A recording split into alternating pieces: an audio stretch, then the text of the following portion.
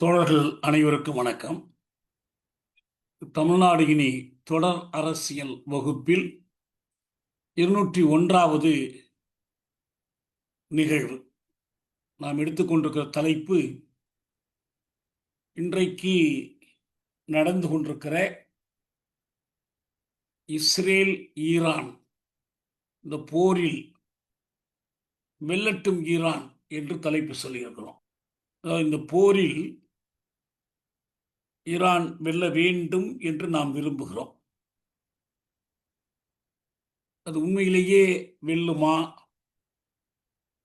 இல்லை இஸ்ரேல் வெல்லுமா,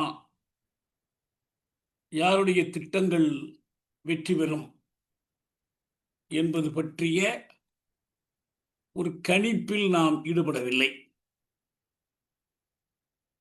ஒரு வரலாற்று போக்கில் எது வெல்லும் என்று நாம் கருதுகிறோம், எது வெல்ல வேண்டும் என்று விரும்புகிறோம், அதற்கு அடிப்படையான காரணிகள் என்ன, போக்குகள் என்ன, இதுதான் நாம் இந்த தலைப்பில் பேசப்போகிற செய்தி. வெல்லட்டும் ஈரான் என்று சொல்கிற போதே நாம் ஈரான் வெல்வதை விரும்புகிறோம். இந்த ஈரானிய அரசு எப்படிப்பட்ட அரசு? அது ஒரு இஸ்லாமிய அரசு. அதன் உயர் தலைவராக இருப்பவர் அலி காமேனி என்ற ஒரு சமய குரு. இஸ்ரேலை எடுத்துக்கொண்டால் அது ஒரு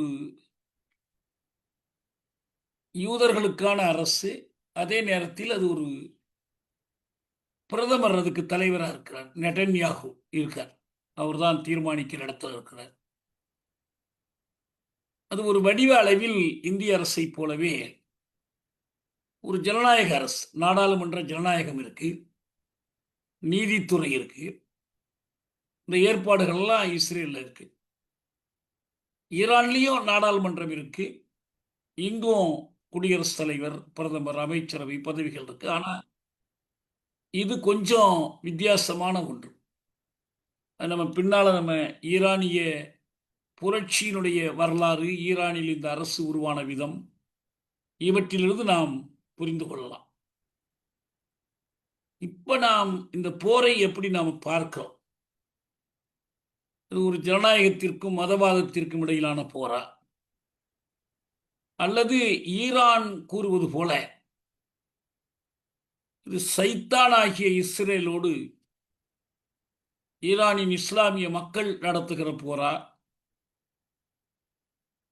இந்த இஸ்ரேலுக்கு பின்னணியில் இருந்து இந்த போரை நடத்துவது அமெரிக்கா தான் என்றால், இந்த போரில் ஈரானுடைய தோல்வி என்பது அமெரிக்காவின் வெற்றியாக அமையும், இஸ்ரேலின் வெற்றி என்பது அமெரிக்காவின் வெற்றியாக அமையும். எல்லாவற்றையும் விட மிக முக்கியமாக,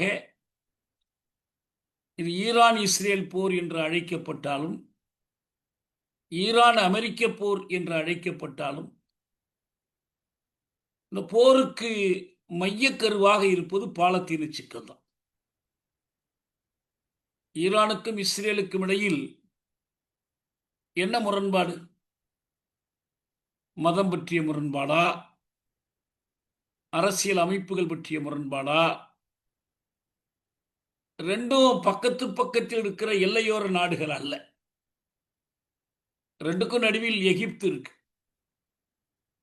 ஈரானுக்கும் இஸ்ரேலுக்கும் ஒப்பளவில் தொலை தூரம். இவன் எல்லை பற்றிய சிக்கல் இல்லை. இது வேற என்ன முரண்பாடுன்னா, நம்ம இப்ப பார்க்கிறோம், அது நிச்சயமாக பாலத்தீன மக்கள் தொடர்பான முரண்பாடு. ஈரான் அதனுடைய பழைய பெயர் பாரசீகம்,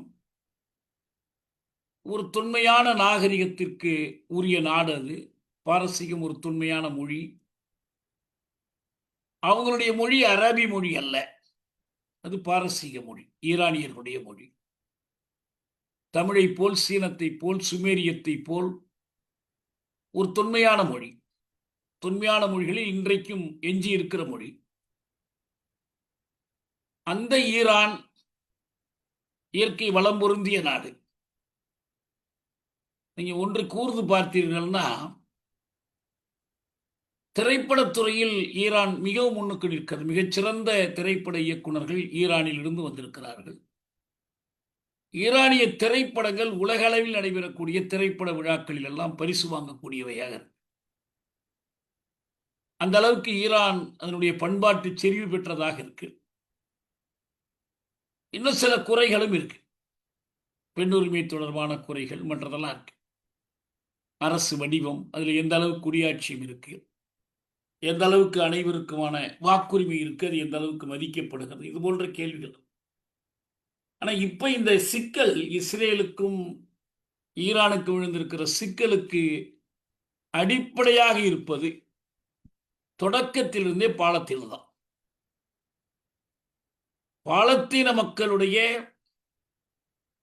தன்தீர் உரிமையை, அதாவது சுயநிர்ணய உரிமையை, தன்னாட்சி உரிமையை ஈரான் ஏற்றுக்கொள்கிறது, மதிக்கிறது. இது அவங்க மத அடிப்படையில் என்று கூட சொல்ல முடியாது. ஏன்னா இஸ்லாமியத்திற்குள் இரண்டு பெரிய பிரிவுகளாக இருக்கிற ஷியா பிரிவு ஈரானுடைய மத தலைமை என்பது ஷியா பிரிவை சேர்ந்தது. ஆனால் பாலத்தீனர்கள் அவர்கள் சன்னி பிரிவை சேர்ந்தவர்கள். அதை பொருட்படுத்தாம தான் அவங்க ஆதரிக்கிறாங்க. ஈரானிய வரலாறு நெடுகிலும் தொடர்ந்து அதனுடைய புதுமக்கால வரலாறு, நவீன கால வரலாறு, அது 40கள் தொடங்கி இடையில வந்த இஸ்லாமிய புரட்சி, அது கடந்து எல்லாத்திலையும் அடிப்படையாக இருக்கக்கூடிய ஒரு வினா, அமெரிக்காவுக்கு இது ஆதரவானதா எதிரானது. அமெரிக்கானா அமெரிக்க வல்லரசுக்கு, யுஎஸ் இம்பீரியலிசம், அதை எதிர்க்க வேண்டும் என்பது ஈரானிய தேசிய உளவியல். அவங்களுடைய தேசப்பற்று, நாட்டுப்பற்று எல்லாமே இந்த அமெரிக்க எதிர்ப்பு. அந்த அளவுக்கு முக்கியத்துவம் வாய்ந்த இன்னொன்று பாலத்தீனத்திற்கான ஆதரவு. ஈரான்ல தலைவர்கள் மாறலாம், ஆட்சி முறைகள் மாறலாம். இப்ப இன்னைக்கு இருக்கிற தலைவரை கொன்னாதான் இந்த பிரச்சனைக்கு தீர்வுன்னு நெட்டன்யாகு சொல்றாரு. அவரை கொல்றதுன்னா எங்களுக்கு தெரியும், அவர் எங்க இருக்காரு, நீ எப்போ வேணாலும் கொன்னுடுவோம். ஆனா இப்ப வேண்டாம்னு நினைக்கிறோம்னு ட்ரம்ப் சொல்றாரு. ஒருவேளை அப்படி ஏதாவது ஒன்று நடந்து போச்சுன்னா, ஈரானிய தளபதிகள் கடந்த காலத்தில் கொல்லப்பட்டார்கள், படைத்தளபதிகள். இப்ப அண்மையில் ஈரானிய அணு விசை அறிவியலர்கள், அணு விஞ்ஞானிகள் கொலை செய்யப்பட்டார்கள். ஈரானுக்கு ஆதரவான பல இயக்க தலைவர்கள் கொல்லப்பட்டிருக்கிறார்கள். அதுபோல ஒருவேளை அலி காமேனி கொல்லப்பட்டார் என்று சொன்னால் ஈரானினுடைய கொள்கை மாறிவிடுமா? அமெரிக்க எதிர்ப்பும் பாலத்தீன ஆதரவும் மாறாது. அது இல்லாத ஒரு ஈரானிய தேசியம் இல்லை. தமிழ்நாட்டில் தமிழ் தேசியம்னா தமிழீழ ஆதரவோடு இணைந்து வருகிறது. தமிழ் தேசியம்னா இந்திய வல்லாதிக்க எதிர்ப்பிலிருந்து வருகிறது. அதுபோல அவங்களுடைய நிலை அதுதான். இந்த களத்திலிருந்து இந்த கடந்த 6 நாட்களாக நடந்திருக்கிற குண்டு வீச்சு, தாக்குதல்கள், இந்த செய்திகள் கடைசியா வந்திருக்கிறத நம்ம எடுத்து பார்த்தோம்னா, இஸ்ரேல் அவங்க என்ன செய்யறாங்கன்னா, ஈரான்ல 2 விதமான படைகள் இருக்கு. அரச இராணுவம் என்பது தொடர்ச்சியா இருக்கு. ஆனா அந்த இஸ்லாமிய புரட்சிக்கு பிறகு அவங்க இன்னொரு படை உருவாக்குறாங்க. ஈரானிக்குள் நுழைந்து தாக்கி காசா போரை தொடக்கியதிலிருந்து இந்த தாக்குதல்கள் மாறி மாறி நடக்குது. பண்மையில் இது தீவிரமடைந்திருக்கு. இப்ப இஸ்ரேல் சொல்லக்கூடிய காரணம் என்ன? நாம் பலமுறை இந்த வகுப்புல சொல்லியிருக்கோம். இஸ்ரேலை பொறுத்த வரைக்கும் அது எனக்கு தற்காப்பு உரிமை இருக்கிறது, ரைட் டு செல்ஃப் டிஃபென்ஸ் இருக்குது என்று சொல்லுது. அமெரிக்கா மிக நேரடியாகவும் வெளிப்படையாகவும் இந்த தற்காப்பு உரிமையை ஆதரிக்கிறது. அப்படி இந்த தற்காப்பு உரிமையை மற்ற மேலை நாடுகளும் சுற்றடியாக ஏற்றுக்கொள்கின்றன. அடியோடு கண்டித்து எதிர்த்து நிற்கல. தற்காத்துக் கொள்ற உரிமை இருக்கு. யாரிடமிருந்து தற்காத்துக் கொள்வது? அரபு நாடுகளிடமிருந்து தற்காத்துக் கொள்வது. அது பக்கத்தில் இருக்கிற Egypt, Iraq, Syria, Libya, Lebanon, Jordan இந்த நாடுகளிலிருந்து தன்னை தற்காத்துக் கொள்ளணும். இந்த நாடுகளில் புகலிடம் தேடி சென்றிருக்கிற பாலத்தீனர்கள் அங்கு படையமைத்து இஸ்ரேலுக்குள் நுழைந்து தாக்குதல் நடத்தினாங்க கடந்த காலத்தில் 67க்கு முன்பு. அப்புறம் அந்த 67 போரின் போது அதில் சில பகுதிகளை கைப்பற்றினாங்க. ஜோர்டான் மேற்கு கரையையும் இந்த காசா பகுதி, எகிப்தின் ஒரு பகுதியாக இருந்த காசாய், சினாயினுடைய மேற்கு தீபகற்பம் இதெல்லாம் கைப்பற்றினாங்க. இதெல்லாம் தனக்கு ஆபத்து. இதெல்லாம் இருக்கிறதே ஆபத்து. எனவே எங்களுடைய எல்லையை நாங்கள் பாதுகாப்பாக வைத்துக் கொள்ளணும்னா ஒன்று இந்த நாடுகளை ஒடுக்கி வைத்துக் கொள்ள வேண்டும், அல்லது இந்த நாடுகளை துடைத்தெறிந்து விட வேண்டும். இருக்கக்கூடாது, அப்படி ஒரு நாடே இருக்கக்கூடாது. எனவே அகண்ட இஸ்ரேல் அமைக்கணும். யூதர்களின் தாயகமாகிய இஸ்ரேல் உருவாக்கப்படணும் என்று சொன்னால் அந்த இஸ்ரேல் பாதுகாப்பானதாக இருக்கணும்னு சொன்னா அது எப்படி இருக்கணும்னு சொன்னா அகண்ட இஸ்ரேலாக இருக்கணும். அப்ப இந்த எல்லைகளை தொடர்ந்து விரிவுபடுத்திக் கொண்டே இருந்தால்தான் அது பாதுகாப்பாக இருக்கும். மேற்கு கரையில் இருக்கிற பாலத்தீனர்கள், காசாவில் இருக்கிற பாலத்தீனர்கள் எங்களுக்கு ஆபத்து. எல்லையில் இருக்கிற சிரியா ஆபத்து. இதுக்கு அவங்க ஒரு வார்த்தை ஒன்று பயன்படுத்துறாங்க. இந்த நாடுகளின் இருப்பு it is an existential threat to Israel. இந்த எக்ஸிஸ்டென்ஷியல் த்ரெட்னா என்னன்னு புரிஞ்சுக்கணும். என்னுடைய பக்கத்து வீட்டுக்காரன் துப்பாக்கி வைத்திருக்கிறான். உலக அழுத்தங்கள், வல்லரசு போட்டிகள், புவிசார் அரசியல் நிலைப்பாடுகள், மக்களுடைய எதிர்ப்பு, இத்தனையும் கடந்துதான் இந்த நோக்கத்தை அடையணும். அந்த எக்ஸிஸ்டென்ஷியல் த்ரெட்டை பாலத்தீனர்கள் என்று ஒரு கூட்டம் இருப்பதே எனக்கு ஆபத்து. அவன் படை வச்சிருக்க வேண்டிய, தாக்குதல் நடத்த வேண்டிய இருக்கிறான்ல, அது ஆபத்து தானே. அந்த மாதிரி இந்த வரிசையில் இப்ப என்ன பண்ணிருக்காங்கன்னா, எல்லைக்கு அப்பால் இருக்கக்கூடிய பாலத்தீன நாடோ அரபு நாடோ அல்ல, அது ஈரான் என்கிற ஒரு பாரசீக நாடு. அதுவே ஒரு எக்ஸிஸ்டென்ஷியல் த்ரெட். ஏன்னா அது என்னென்னலாம் பண்ணுது. இஸ்ரேல் 67 போரில் தோற்கடித்தது. இஸ்ரேல் உருவான காலத்தில் அரபு நாடுகளை தோற்கடித்தது. அப்புறம் 67 போரில் 6 நாள் போரில் தோற்கடித்தது. கோலன் சிகரத்தை கைப்பற்றி கொண்டது. ஜோர்டான் மேற்கு கரையை கைப்பற்றி கொண்டது. காசாவை கைப்பற்றி கொண்டது.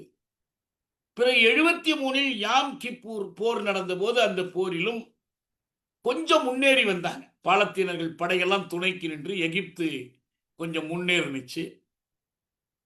இதையெல்லாம் திரும்ப முறியடித்து தன்னை பாதுகாத்துக் கொண்டு இறுதி நோக்கில் பார்த்தா இஸ்ரேலுக்கு தான் அந்த போரும் வெற்றியாக முடிந்தது. ஆனால் இதற்கு பிறகு இஸ்ரேலுக்கு உண்மையிலேயே தோல்வியை கொடுத்த ஒரு படை இருக்குதுன்னா அது லெபனானில் இருக்கிற ஹிஸ்புல்லாக்கள் தான். அதனுடைய தலைவரா பிற்காலத்தில் நசருல்லா இருந்து அவர் தான் இஸ்ரேல் போட்டிடுச்சு. தெற்கு லெபனானில் இருந்து இஸ்ரேலிய படையை ஹிஸ்புல்லா விரட்டி அடித்தது. இன்னும் சொல்ல போனால் ஹிஸ்புல்லாவினுடைய இஸ்லாமிய படை வீரர்கள் பலர் தற்கொலை படையாக சென்று இஸ்ரேலிய முகாம்களை தகர்த்து இனியும் தாக்கு பிடிக்க முடியாது என்று எந்த அறிவிப்பும் இல்லாமல் இஸ்ரேலிய படை தெற்கு லெபனானில் இருந்து வெளியேறி சென்று விட்டது. லெபனானுடைய ஒரு விசித்திரமான நிலை என்னன்னா, அந்த லெபனானியர்களை அவங்களுக்குன்னு ஒரு அரசெல்லாம் இருக்கு. ஆனா பெரிய வலுவோடு செல்வாக்கோடு இருக்கிறது லெபனானுக்குள் இருக்கிற இந்த பாலத்தீன குழுக்கள், அப்புறம் மெரனைட் கிறிஸ்தவர்கள், அவர்களுடைய இடதுசாரி குழுக்கள், பல்வேறு குழுக்கள். அவங்க ஒரு பகுதியை வச்சு ஆட்சி பண்ணுறாங்க. அமைச்சரவையிலேயே கூட அவங்க இடம்பெறுவாங்க. நம்ம வாடிக்கையான அரசியல் கணக்குகளை வச்சு புரிந்து கொள்ளவே முடியாது. பெய்ரூட்ல ஒரு கோடே இருக்கு. இந்த கோட்டுக்கு அந்த பக்கம் கிறிஸ்தவர் வாழும் பகுதி, இந்த பக்கம் இஸ்லாமியர் வாழும் பகுதி, இப்படியெல்லாம் பிரித்து வச்சிருக்கிறாங்க. இந்த ஹிஸ்புல்லா படை லெபனான்ல செல்வாக்கா இருக்கு. ஹிஸ்புல்லாவுக்கு ஏது ஆயுதம், இவ்வளவு நவீன கருவிகள், ஆயுதங்கள் எங்கன்னா ஈரான் கொடுக்குது. இன்னும் கொஞ்சம் தள்ளி போனால் ஏமனில் ஹூத்திகள் இருக்காங்க. ஏமன் அரசு ஒரு பக்கம் இருக்கு. ஆனா ஏமனுக்குள் ஒரு பகுதி, எப்படி இலங்கையில் ஒரு பகுதியில் விடுதலை புலிகள் படை கட்டி பிரிச்சு வச்சிருந்தாங்களோ அந்த மாதிரி ஹூத்திகள் பிரிச்சு வச்சிருக்கிறாங்க. அவர்களுக்கும் ஈரான் உதவுது. இவங்களுக்கெல்லாம் பேரு தான் இஸ்ரேலும் அமெரிக்காவும் வைத்திருக்கிற பேர் தான் ப்ராக்சிஸ். எல்லாம் கைப்பாவைகள், ஈரானுடைய கைப்பாவைகள். அவங்க தான் ஆயுதம் கொடுக்குறாங்க, உதவுறாங்க. அதே போல ஹமாஸ். இதன் மூலமாக ஈரான் எங்களுக்கு அச்சுறுத்தலாக இருக்கு. இஸ்ரேல் என்று ஒப்புக்கொள்ளப்பட்ட எல்லைகள் இருக்கு, அதுக்கு ஒரு அரசு இருக்கு, ஐநாவில் உறுப்பு நாடாக இருக்கு, ஐநா தீர்மானத்தின் மூலம் அது உருவாக்கப்பட்டது, எல்லைகளை அது விரிவாக்கி கொண்டது. ஆனா அரசு அப்படி ஒண்ணு இருக்கு, யூத அரசு இருக்கு. அப்படி ஒரு நாடே இருக்கக்கூடாது, அதை தூக்கி கடலுக்குள் வீச வேண்டும் என்று சொல்லிக் கொண்டிருந்த காலம் போய், சரி அவர்கள் ஒரு பகுதியில் இருக்கட்டும், நாங்க ஒரு பகுதியில் இருக்கிறோம்னு பாலத்தீனர்கள் உடன்பாட்டுக்கு வந்தாங்க, ஓஸ்லோ உடன்படிக்கை.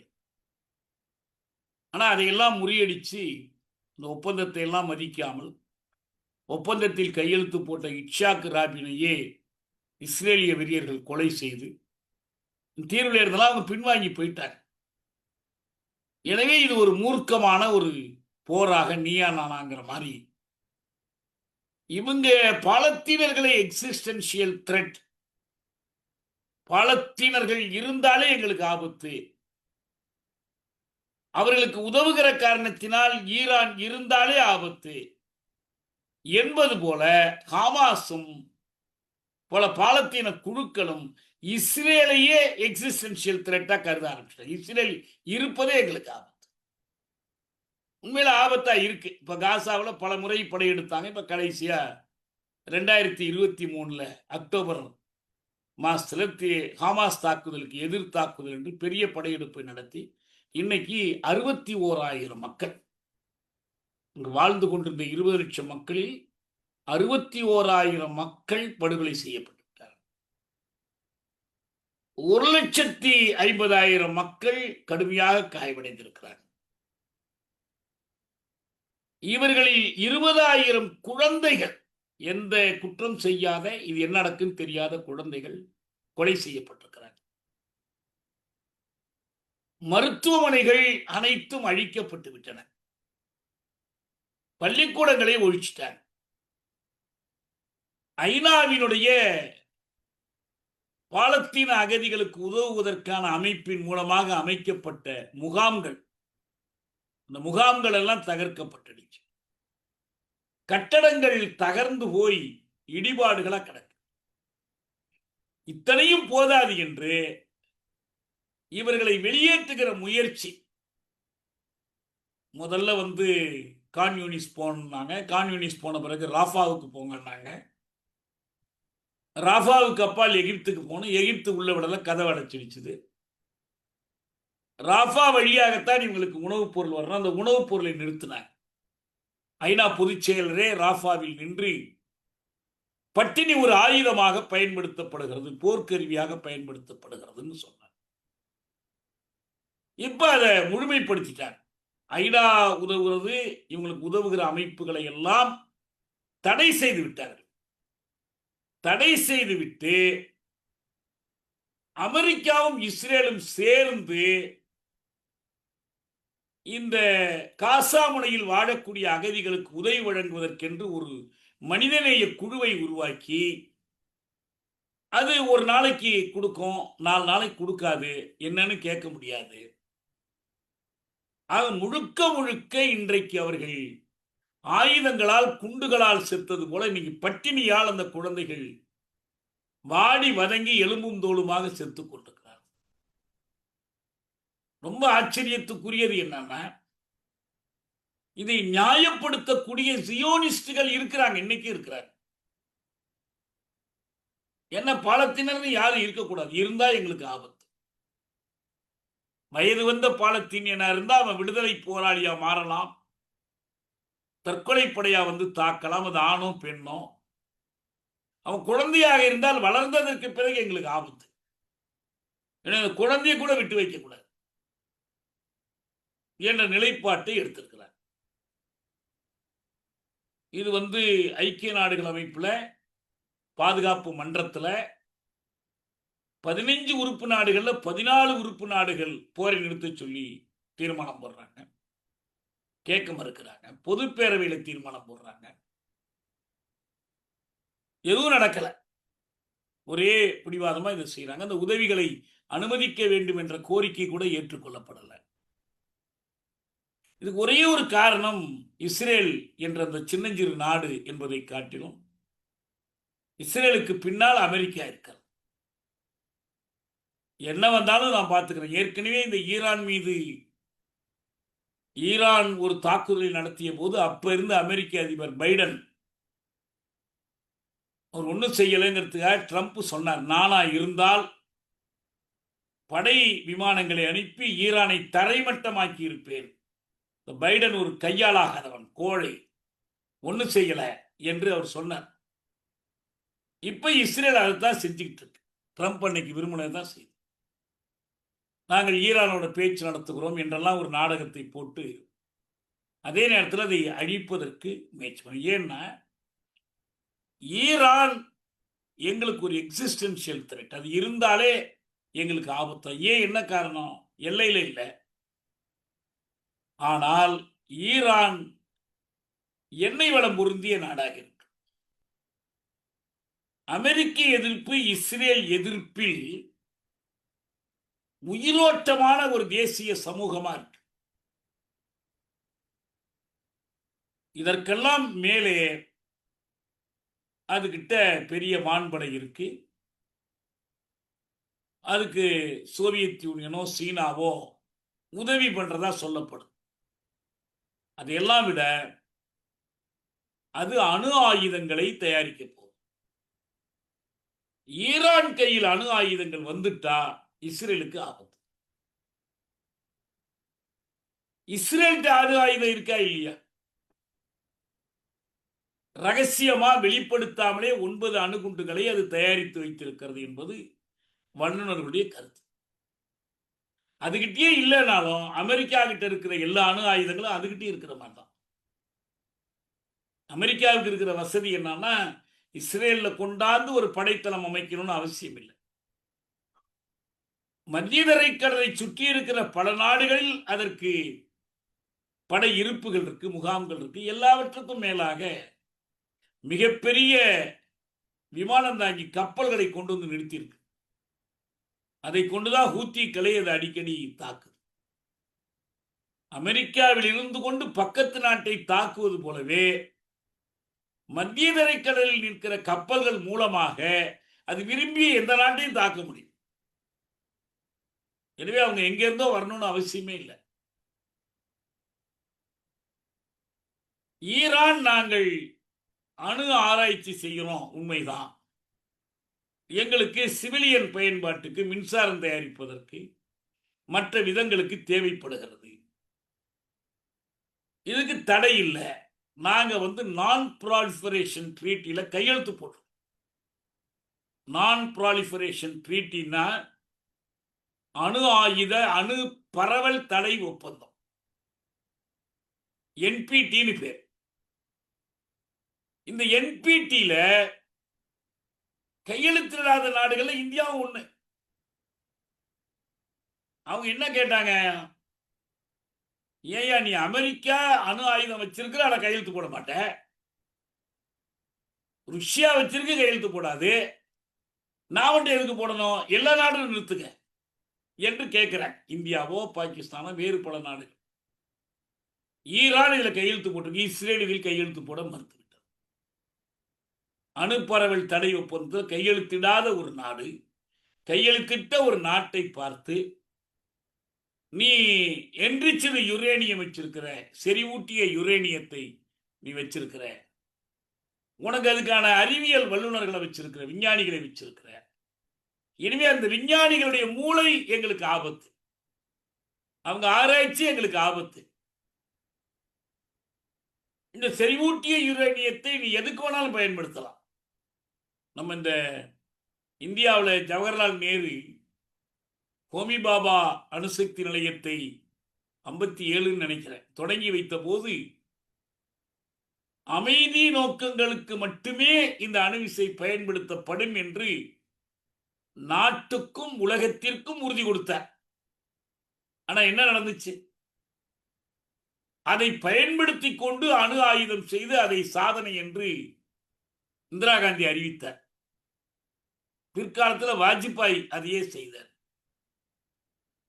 இந்தியா வல்லரசாகிவிட்டது, இந்தியாவிட்ட அணு சோதனை நடத்திருச்சுது, அணு ஆயுத சோதனை நடத்திருச்சுது, பொக்ரானில் புத்தர் சிரித்தார் என்று சொல்லி பெருமைப்பட்டுக் கொண்டார்கள். தமிழ்நாடு சட்டப்பேரவையில் ஏதோ ஒரு சந்தர்ப்பத்தில் இந்தியா மாபெரும் சாதனை புரிந்திருக்கிறது, விஞ்ஞான சாதனை. எது? அணு ஆயுத சோதனை. இதை பாராட்டி உடனே சட்டசபையில் தீர்மானம் இயற்ற வேண்டும் என்று சிபிஎம் உறுப்பினர் உமாநாத் துள்ளி குதித்தார். உடனே பண்ணணும். இப்போ கடைசியாக நடந்த பொதுத் தேர்தல் தான், நாடாளுமன்ற பொதுத் தேர்தலில் அணு ஆயுதங்கள்லாம் கூடாது, அழிச்சிடணும்னு ஒரு கோரிக்கை வச்சிருக்கிறாங்க. ஆனால் அப்போ துள்ளி குதிச்சாங்க. இது நம்ம இந்தியா வல்லரசாக போகிறது, ஏன்னா அப்துல் கலாம் அணு ஆராய்ச்சி பண்ணார், அணுகுண்டு தயாரிக்க போறார் என்றெல்லாம் சொல்லிட்டு இருந்தார். அணுகுண்டு ஒரு போர்க்கருவி அல்லது ஒரு பேரழிவு கருவி. அந்த நாட்டின் பொருளியல் சக்திக்கு அப்பாற்பட்டது. அதற்கு மேல மனிதர்களை கூட்டம் கூட்டமாக அழிக்கக்கூடியது என்பதற்கு கவலைப்படல. அமெரிக்கா அணுகுண்டு வைத்திருக்கு, அதுக்கு போட்டியா சோவியத் ரஷ்யாவும் அணுகுண்டு வைத்திருக்கணும்னு அடுக்கடுக்கா அணுகுண்டுகளை ஏற்றிக்கிட்டே போனாங்க. எந்த அணுகுண்டும் சோவியத் நாட்டை பாதுகாக்கல. கடைசியா பொருளியல் நெருக்கடியினால் சோவியத் அமைப்பு தான் கெட்டு போச்சு. அமெரிக்கா ஒரு குண்டையும் தூக்கி போடாமலே சோவியத் நாட்டை தனியுடைமைக்கு மீட்டுக் கொண்டது. அணுகுண்டுனால என்ன பயன் இருக்கு? ஆனா ஈரான்ல அலி காமேனி சொல்றாரு, எங்க இஸ்லாத்தின்படி அணு ஆயுதங்கள் செய்ய முடியாது, தடை செய்யப்பட்டிருக்கு, நாங்க செய்யல, நான் உறுதி கொடுக்கிறேன், வந்து பார்வையிடுங்கள், பேசுவோம், ஒப்பந்தம் பேசுவோம். ஆனா இஸ்ரேல் இது எதுக்குமே மறுத்துட்டு, ஆனால் ஈரான் இப்படி சோதனை பண்றதே எங்களுக்கு ஆபத்து, ஏன்னா இஸ்ரேலை அழிக்க வேண்டும் என்று சொல்கிறார். இஸ்ரேலை அழிக்க வேண்டும் என்று ஈரான் சொல்வது பாலஸ்தீனர்களில் ஒரு பகுதியினர், அவங்க பெரும்பகுதியினர் கூட இருக்கலாம், அவங்க சொல்வது வேறு சில அரசுகள் இயக்கங்கள் ஹூத்திகளை போல அல்லது ஹிஸ்புல்லா போன்ற இயக்கங்கள் இஸ்ரேலை அழிக்க வேண்டும் என்று சொல்வதனுடைய பொருள் இஸ்ரேல் மக்கள் மீது குண்டுகளை போட்டு அவர்களை அழிக்க வேண்டும் என்பது அல்ல. அந்த பொருள் அவங்க யாருமே சொல்லல. இஸ்ரேல் பாலஸ்தீனர்களின் தாயகத்தை பறித்திருக்கிறது, பாலஸ்தீனர்களை உரிமையற்றவர்களாக வைத்திருக்கிறது, பாலஸ்தீனர்களை நக்பா என்ற இன அழிப்பு நடவடிக்கையின் மூலம் நாட்டை விட்டு இதெல்லாம் நம்ம பலமுறை இந்த வகுப்புகளில் பேசியிருக்கோம். நக்பாவின் மூலம் அது நாட்டை விட்டு துரத்தி இருக்கிறது. கிராமங்களை விட்டு நகரங்களுக்கு பெயர்ந்து சென்ற பாலஸ்தீனர்களுக்கு திரும்பி செல்கிற உரிமை இல்லை. இஸ்ரேல் எவ்வளவு பெரிய ஒரு அக்கிரமமான ஏற்பாடு, மனித விரோத ஏற்பாடுங்கிறதுக்கு ஒரு சான்று என்னன்னா, நாடில்லாத மக்களுக்கு மக்கள் இல்லாத நாடு என்று பெயர் சொல்லி மக்கள் உண்மையிலேயே வாழ்ந்து கொண்டிருந்த பாலத்தீனத்தை வந்து பிடிச்சுக்கிட்டாங்க பல வழிகள்ல. அதுக்கு பிரிட்டன், பிரான்ஸ் உடந்தையா இருந்தாங்க. ஒட்டமான் துருக்கிய பேரரசின் ஒரு பகுதியாக இருந்த அரபு மொழி பேசும் பாலத்தீனத்தை பிடிச்சுக்கிட்டாங்க. அதற்கு சர்ச்சை விளக்கம் சொல்லுகிற போது அவங்க மனிதர்களா இருக்கலாம் உருவத்துல, ஆனா மனிதர்களை விட அவங்க தரந்தாழ்ந்த பிறவிகள். எனவே நாகரிகத்தின் வளர்ச்சிக்காக இவர்களை விரட்டி அடிப்பதில் தப்பு இல்லை. நம்ம ஒரு காட்டுல போய் வயல் அமைக்கணும்னா அங்க இருக்கிற காட்டு விலங்குகளை விரட்டுறது இல்லையா என்று விளக்கம் கொடுத்தார். பாலத்தீனர்கள் அப்படி யாரும் இல்லையே, பாலத்தீனர்கள் என்று சொல்லப்படுகிறவர்கள் தான் இருக்கிறார்கள் என்று கோல்டா மேயர்லாம் சொன்னாங்க. உண்மையிலேயே அந்த தாயகத்தில் இஸ்ரேலியர்களுக்கு தாயகம், தேசிய தாயகம் என்று அமைக்கப்பட்ட அந்த இடத்தில் பாலத்தீனர்களுடைய தாயகம் இருந்துச்சு. அவர்களை நாட்டை விட்டு துரத்தி அந்த நிகழ்ச்சி இருக்கு இல்லையா, நக்பா நிகழ்ச்சி, அப்ப பெரும்பாலானவர்கள் நாட்டுக்கு வெளியில ஓடி போனாங்க. ஒரு சிறு பகுதியினர் தங்கள் கிராமத்தில் வீட்டை பூட்டி வைத்துவிட்டு வெளியே வந்தாங்க. என பெண்கள், குழந்தைகள் எல்லோரும் கொல்லப்படுறாங்க. பெரும் படை திரட்டி கொண்டு வந்து யூதப்படை தாக்கும் போது எதிர்த்து நிற்க முடியாம ஓடினாங்க. நகரங்களில் போய் குடியிருந்தவர்கள் திரும்ப தங்கள் சொந்த ஊருக்கு திரும்ப முடியாது. தாயகம் திரும்புதல்னா வெளிநாட்டுகளில் இருந்து தாய்நாட்டுக்கு திரும்புறது மட்டும் இல்ல, அந்த நாட்டுக்குள்ளேயே அவர் ஒரு ஊருக்கு திரும்புதல், அதுவும் தடை செய்யப்பட்டது. சட்டம் போட்டு தடை செய்யப்பட்டது. இஸ்ரேலிய நாடாளுமன்றத்தில் சட்டம் இயற்றி இந்த தாயகம் திரும்பும் உரிமை மறுக்கப்பட்டது. தாயகம் இல்லாத தாயகம் இஸ்ரேலுக்கு உருவாக்கப்பட்டு, யூதர்களுக்கு இல்லாத தாயகம் இஸ்ரேலாக உருவாக்கப்பட்டது. பாலத்தீனர்களுக்கு இருந்த தாயகம் அழிக்கப்பட்டது. அந்த ஒவ்வொரு பாலத்தீன குடும்பமும் தாங்கள் தாயகத்தை இழந்ததற்கு அடையாளமாக என்றாவது ஒரு நாள் நாம் வாழ்ந்த வீட்டுக்கு, நாம் வாழ்ந்த நாட்டுக்கு, நாம் வாழ்ந்த ஊருக்கு திரும்பி செல்வோம் என்ற நம்பிக்கையின் அடையாளமாக வீட்டுக்கு ஒரு சாவி வச்சிருக்கிறாங்க, திறப்பு. வீட்டை பூட்டிட்டு வந்தாங்கல்ல, அந்த சாவியை பாதுகாத்து வச்சிருக்கிறாங்க. இவ்வளவு அழிப்பை செய்து அவர்களை உரிமையற்றவர்களாக்கி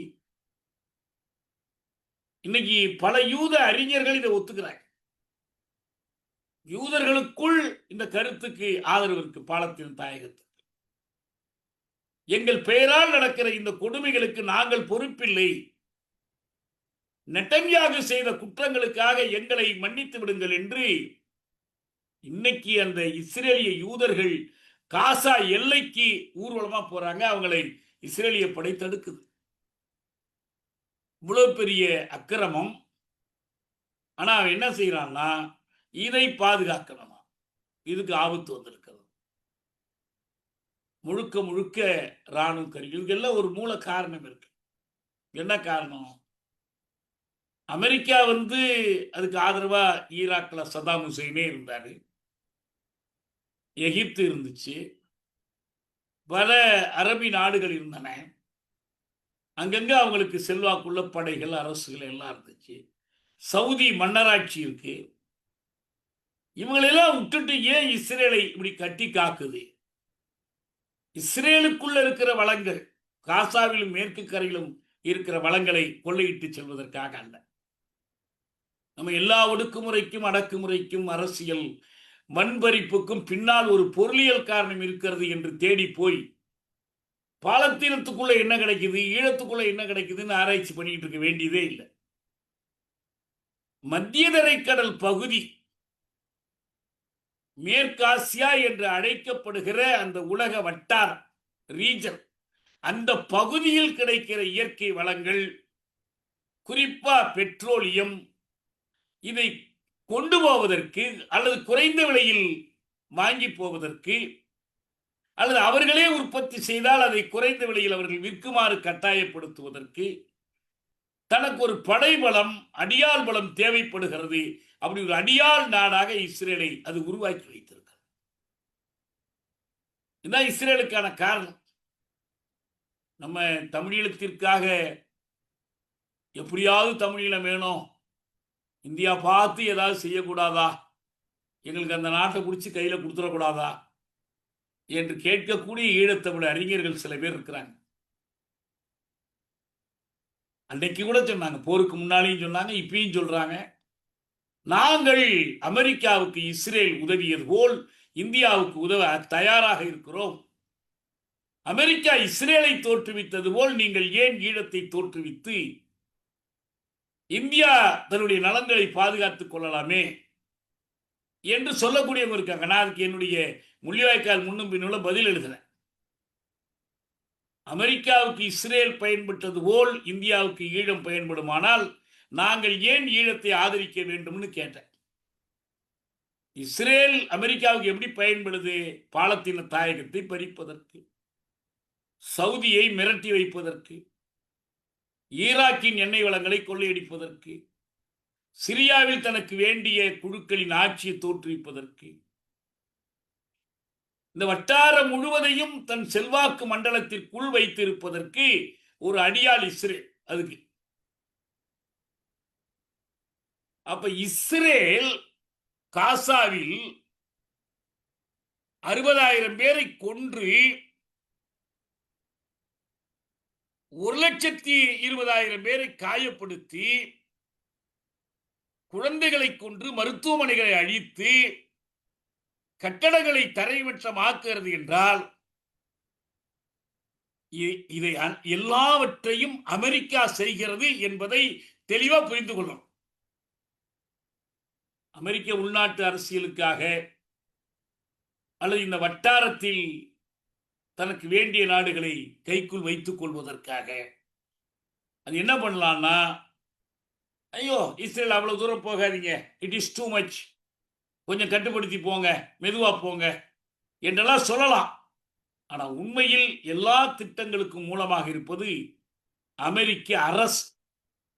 அது இப்ப அண்மையில் ஒருத்தர் சொல்லியிருக்காரு, இது புத்தின் சொல்லியிருக்க.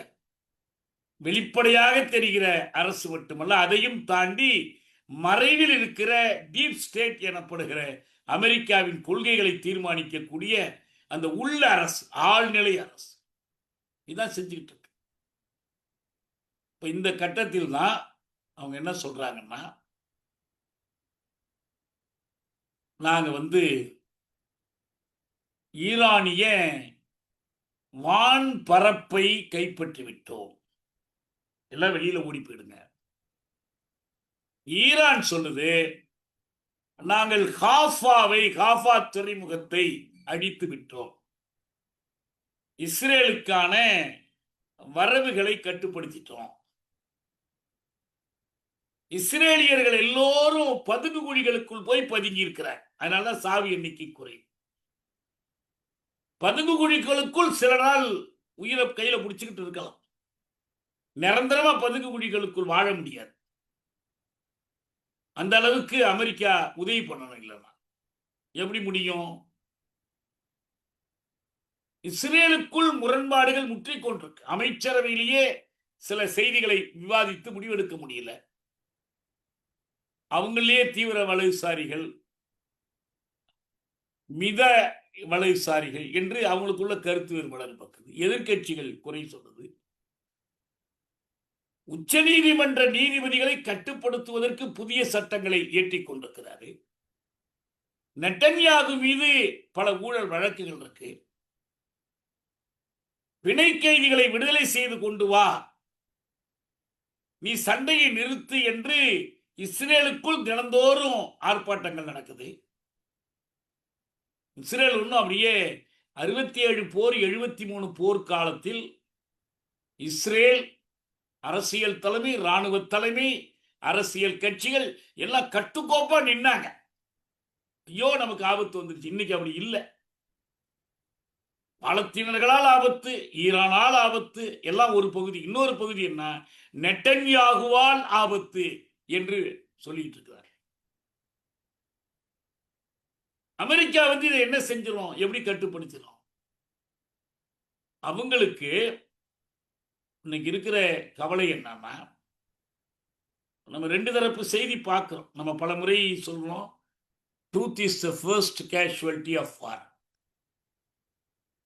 பாகிஸ்தான் மேல போர் தொடுத்தோம், எங்க 4 போர் விமானங்களை சுட்டு வீழ்த்திட்டான்னு இன்னைக்கு வரைக்கும் இந்திய அரசு ஒத்துக்கிட்டு இருக்கா என்ன?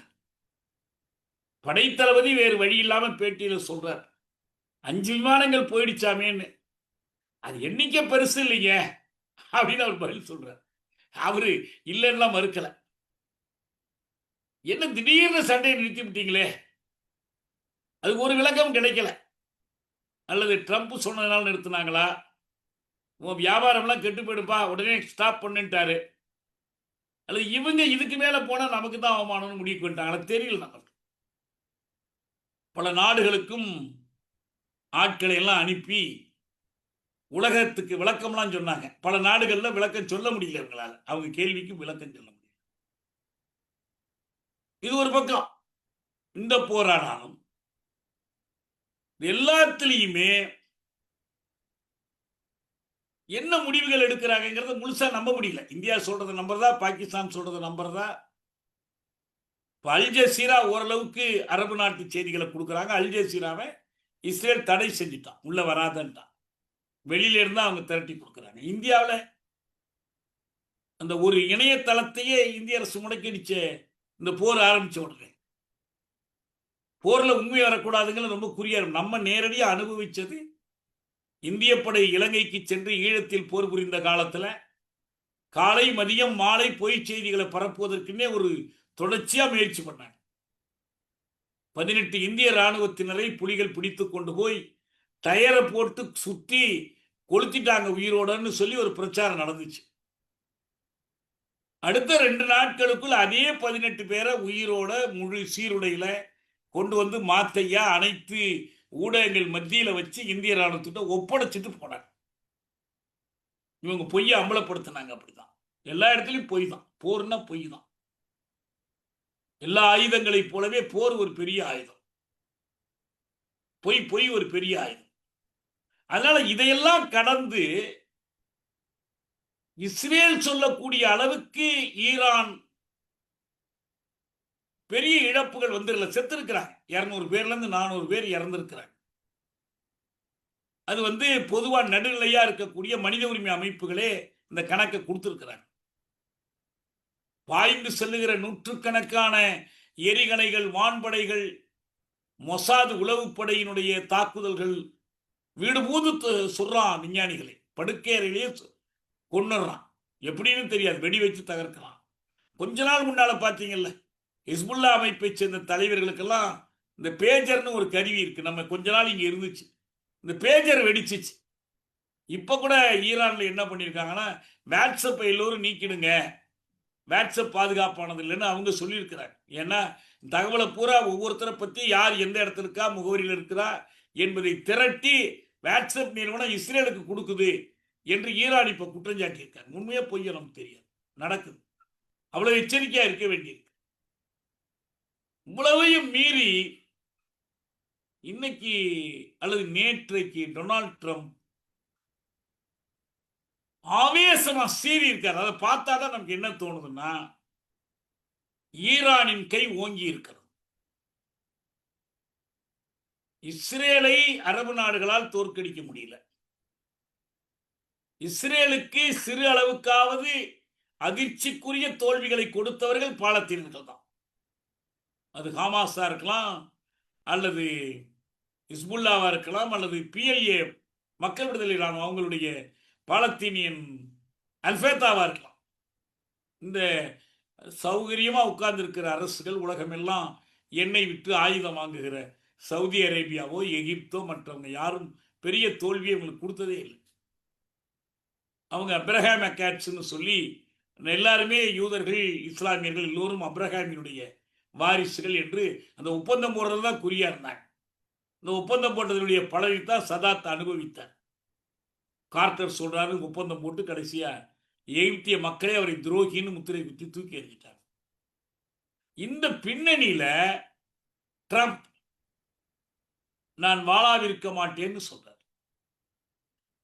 கனடாவில் இருக்கிற அல்பர்டான்னு கனடாவில் ஒரு மாநிலம் இருக்கு. உலகத்திலேயே காற்று தண்ணீர் தூய்மைக்கு பெயர் போன ஒரு இடம் இது அல்பர்டா. நமக்கு சில நண்பர்கள்கிட்ட நான் தெரிஞ்சிருக்கிறேன். நம்ம இதுல பாத்தீங்கன்னா தெரியும். அல்பர்டா ஒரு மலைகள் அடர்ந்த ஒரு மாநிலம் கனடா. அங்கதான் G7 மீட்டிங் நடந்துச்சு. G7 குரூப் ஆஃப் 7, வளர்ச்சியடைந்த மேலை நாடுகளுடைய கூட்டம். America, Canada, Britain, Germany, France, இது மாதிரி இருக்கிற வளர்ச்சி பெற்ற நாடுகள். இவங்க தான் கூடி ஒரு முடிவு எடுக்கிறாங்க. என்ன முடிவு எடுக்கிறாங்கன்னா, இந்த போரில் இஸ்ரேல் தோற்றுவிடக் கூடாது. நாங்க ஏதோ ஐநாவில் ஓட்டு போடுவோம், எதிர்த்து பேசுவோம், ரோட்ல இறங்கி ஆர்ப்பாட்டம் பண்ணுவோம், அதெல்லாம் வச்சு எதிர்பார்க்காதீங்க. ஆனா இஸ்ரேல் தோற்க விடக்கூடாது. ஈரான் வெற்றி பெறவும் அனுமதித்து விடக்கூடாது. வெற்றி பெற்றால் அது பாராதூர விளைவுகளை ஏற்படுத்தும். உலக வரலாற்றில் அது ஒரு பெரிய மாற்றத்தை உண்டு பண்ணும். ஏனென்றால் இஸ்ரேலின் தோல்வி அமெரிக்காவின் தோல்வி, இஸ்ரேலின் தோல்வி மேலை உலகத்தின் தோல்வி. அது சோவியத்துக்கு வெற்றியா சீனத்துக்கு வெற்றியா என்பதையெல்லாம் விட பாலத்தீன மக்களுக்கான வெற்றியாக அமையும். இன்றைக்கு வல்லரசிய எதிர்ப்பு பீரங்கியினுடைய தாக்கும் முனை, ஈட்டி முனை யாருன்னா பாலத்தீனர்கள் தான். இவ்வளவு துன்ப துயரங்கள், இவ்வளவு இன அழிப்பு, இவ்வளவு அல்லல்களுக்கு பிறகு இஸ்ரேல் என்கிற ஒரு யூத அரசினுடைய இடத்தில் ஒரு பாலத்தீன அரசு உருவாகுமானால் அது வல்லரசுகளுக்கு இடியாக இறங்கும். வல்லரசுகளை எதிர்த்து போராடுகிற மக்களுக்கு ஒரு பெரிய ஊக்கமாக அமையும். 1917 நவம்பர் புரட்சி தேசிய ஒடுக்குமுறைக்கு ஆளான நாடுகளுக்கு எப்படி ஒரு விடுதலை ஊக்கத்தை கொடுத்ததோ அப்படி ஒரு ஊக்கம் அதிலிருந்து கிடைக்கும். இதை அறிந்து கொண்டுதான் இந்த குரூப் ஆஃப் 7 கூடி, அதுல என்ன கூர்ந்து பார்க்கணும்னா, குரூப் ஆஃப் 7 மீட்டிங் நடந்துகிட்டே இருக்கும்போது அவசரமான செய்திகள் வாங்கி பாதியிலேயே ட்ரம்ப் புறப்பட்டு போயிட்டார். அல்பர்டா விட்டுட்டு நேரா வாஷிங்டனுக்கு, வெள்ளை மாளிகைக்கு போயிட்டார். போனது மட்டுமல்ல, இந்த போர் தொடர்பான செய்திகளில் முடிவெடுப்பதற்கான நேஷனல் செக்யூரிட்டி அமைப்பு இருக்காங்க, அவங்கள உடனே கூட்டி பேசுறார். இப்போ இதுல ஜனநாயக கட்சியிலேருந்து சில பேர், குடியரசுக் கட்சியிலேயே சில பேர் இந்த முடிவெல்லாம் இவர் எடுக்க முடியுமா, அதிபர் எடுக்க முடியுமா அப்படிலாம் விவாதிக்கிறாங்க. நம்ம எப்போதும் நமக்கு ஆதரவாக இருக்கக்கூடிய, பாலத்தீனர்களுக்கு ஆதரவாக இருக்கக்கூடிய, அமெரிக்க வல்லரசினுடைய ஆக்கிரமிப்புகளுக்கு எதிராக இருக்கக்கூடிய சோசியலிஸ்ட் பெர்னி சாண்டர்ஸ், அவரே ஒரு செனட்டர். செனட்ல இஸ்ரேலுக்கு எதிராக தனி ஒருவராக நின்று போராடினார், தீர்மானம் கொண்டு வந்தார். அவர் விரிவா பேசியிருக்கிறார், இந்த போர் குறித்தெல்லாம் பேசியிருக்கார். அதிபருக்கு அமெரிக்க படையையும் அமெரிக்க ஆயுதங்களையும் நாட்டுக்கு வெளியே பயன்படுத்துவதற்கு அனுமதி இருக்கக்கூடாது, அவர் கையை கட்டி போட வேண்டும் என்றெல்லாம் பேசியிருக்கார். இந்த பின்னணியை எல்லாம் வைத்து பார்க்கிற போது கடைசியா டொனால்ட் ட்ரம்ப் பதிவு செய்திருக்கிற சமூக ஊடக செய்தி, ட்விட்டர்ல அவர் எழுதியிருக்கிற செய்தி என்னன்னா, போதும் நிறுத்திருங்க. யாரு? ஈரானுக்கு சொல்றார், இஸ்ரேலுக்கு அல்ல. ஈரான் உடனடியாக சரணடைய வேண்டும். எப்படி சரணடைய வேண்டும்? முழுமையாக சரணடைய வேண்டும். Total surrender. ஐயா, நீங்க என்ன சொன்னாலும் நாங்க கேட்கிறோம். அணு ஆராய்ச்சி நிலையங்களை மூடிடணுமா? மூடிடுறோம். இன்னும் எண்ணெய் குதங்கள் மீது குண்டு போடுறாங்க. பாலிஸ்டிக் மிசைல்ஸ் இருக்குது, தொலைதூரத்திற்கு சென்று தாக்கக்கூடிய ஏவுகணைகள். அப்ப ஒளியின் வேகத்தில் செல்லக்கூடிய விமானங்கள், சூப்பர்சானிக். ஒளியின் வேகத்தை போல 5 மடங்கு வேகம், அதற்கு மேலும் செல்லக்கூடிய ஹைப்பர்சானிக். இதெல்லாம் நாங்க வச்சு பூட்டிடுறோம். அப்படிலாம் நீங்க ஒத்துக்கொண்டு சரணடைஞ்சீங்கன்னா இஸ்ரேல் தாக்குதல் நிறுத்தப்படும். நமக்குள்ள பேசலாம் என்று டொனால்ட் ட்ரம்ப் கடைசியா அறிவிக்கிறார். அதுல இன்னொரு மிரட்டலும் இருக்கு. என்ன மிரட்டல்? அலி காமேனி ஈரானில் எங்கு பதுங்கி இருக்கிறார் என்று எங்களுக்கு தெரியும். நாங்க எப்ப வேணாலும் அவரை தூக்கிடுவோம். தூக்காம இருக்கிறோம். எதுக்கு? நீங்க சரணடைய வேண்டும் என்பதற்காகத்தான் தூக்காம இருக்கிறோம். அதனால வேண்டி நீங்கள் தயவு செய்து சரணடைஞ்சிருங்க, இதுக்கு மேல முடியாதுன்னு சொல்லி அவர் ட்விட்டர்ல போட்டிருக்கிறாரு. இது எதை காட்டுதுன்னு நான் நினைக்கிறேன்னா, அடுத்த நடவடிக்கைக்கு அமெரிக்கா தயாராக. ஏன்னா அவங்க வாஷிங்டன்ல இருந்தோ நியூயார்க்ல இருந்தோ கலிபோர்னியாவில் இருந்தோ ஒரு படையை அனுப்பி கொண்டு போய் இறக்கணும்னு அவசியம் இல்லை. ஏற்கனவே அவங்க படைகள் ஆசியாவில் பல படைத்தளங்கள்ல இருக்கு. கடலுக்கு நடுப்புற இருக்கு, பல நாடுகள்ல இருக்கு. பிலிப்பைன்ஸ்ல இருக்குது, ஜப்பான்ல இருக்குது, எல்லா இடத்துலயும் இருக்கு. அவங்க படையை நேரடியாக ஈடுபடுத்த நினைத்தாலோ அல்லது அவர்கள் கையில் இருக்கக்கூடிய இதுவரை இஸ்ரேலுக்கே அவர்கள் கொடுக்காமல் இருக்கிற மிகவும் சக்தி வாய்ந்த வலிமை மிக்க அந்த போர் விமானங்களை பயன்படுத்த முடிவெடுத்தாலோ அமெரிக்கா இந்த போரில் நேரடியாக தலையிடும். ஏற்கனவே இஸ்ரேல் தோல்வி முகத்தில் இருக்கிறது. இஸ்ரேல் அழிந்து போவதை நாங்கள் பார்த்து கொண்டிருக்க மாட்டோம் என்று இந்த பணக்கார நாடுகள் கூடி முடிவெடுத்திருக்கிறார்கள். நமக்காகத்தான் இஸ்ரேல் இவ்வளவு பாடுபடுகிறது, நமக்காகத்தான் இஸ்ரேல் இவ்வளவு துயரப்படுகிறது என்று ஜெர்மனியினுடைய அதிபர் சொல்றார்.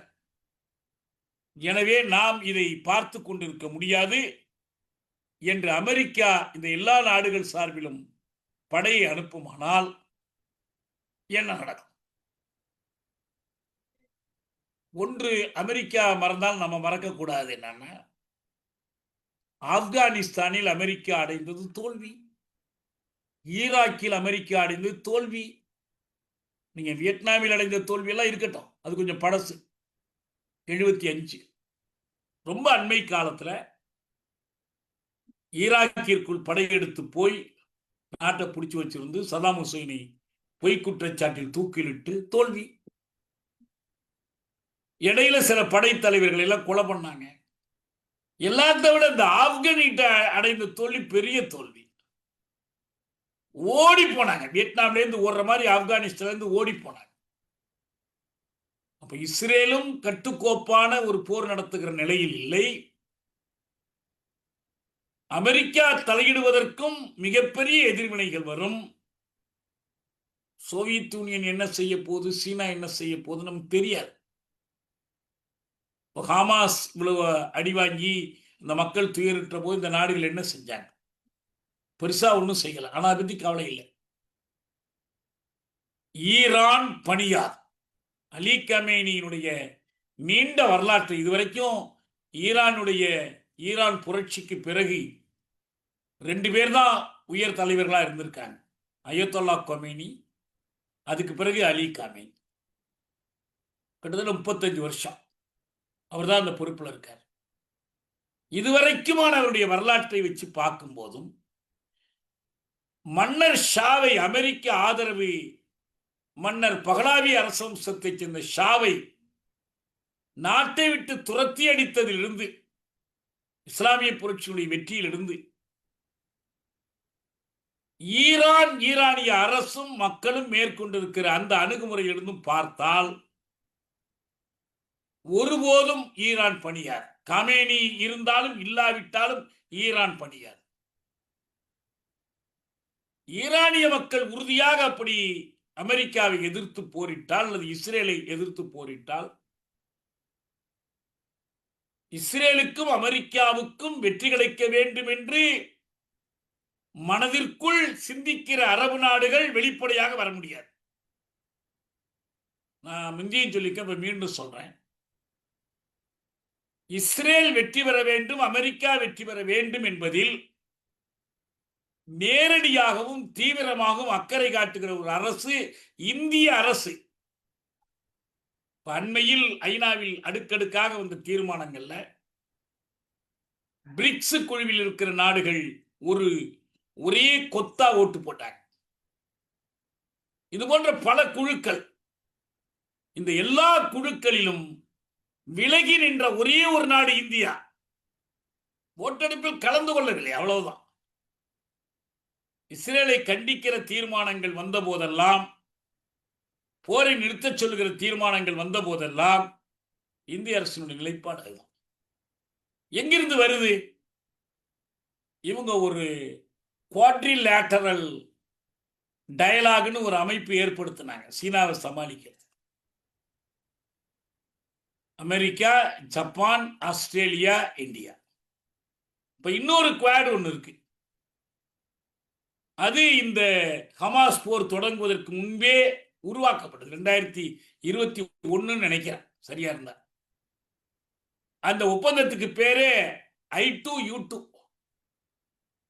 I2U2ன்னா நாங்க 2 பேர், நீங்க 2 பேர். யார் நாங்க 2 பேரு? இந்தியா, இஸ்ரேல், அமெரிக்க ஐக்கிய நாடுகள், யுனைடெட் எமிரேட்ஸ், இந்த அமீரகம். இது ஒரு அரபு நாடு, பல நாடுகளை கொண்ட ஒரு கூட்டமைப்பு. அந்த நாடுகளும் அமெரிக்காவும் இந்த நிலையில் இருக்காங்க. இஸ்ரேல் நெருக்கடி இருந்தபோது இந்த நாடுகள், ஜோர்டான் அதுக்கு உதவி பண்ணாங்க. ஆனால் சவுதி அரேபியா வெளி நிகழ்வுக்காவது, வெளி ஒப்புக்காவது, இப்ப அண்மையில உலக நீதிமன்றத்தில் இஸ்ரேலை கண்டித்து மிக கடுமையா சவுதி பிரதிநிதி பேசியிருக்கிறார். அவர் ஒரு அறிவிப்பு தெளிவா வெளியிட்டார். இஸ்ரேலோடு எங்களுக்கு எந்த அமைதி ஒப்பந்தம் செய்ய மாட்டோம், எதுவரை பாலத்தீன அரசு தோன்றுகிற வரை, பாலத்தீனர்களின் அரசுரிமை மதிக்கப்படுகிற வரை எங்களுக்கும் இஸ்ரேலுக்கும் எந்த இது கிடையாது. இதை வெளிப்படையா மீற முடியாது. இன்னும் சொல்ல போனால் சவுதி வான் பரப்பில் போய் தான் இந்த ஏவுகணைகள் மற்றதெல்லாம் தாக்குது. இதெல்லாம் தொடர்ந்து நீடிக்க முடியாது. அதனால வேண்டி என்னுடைய கணிப்புல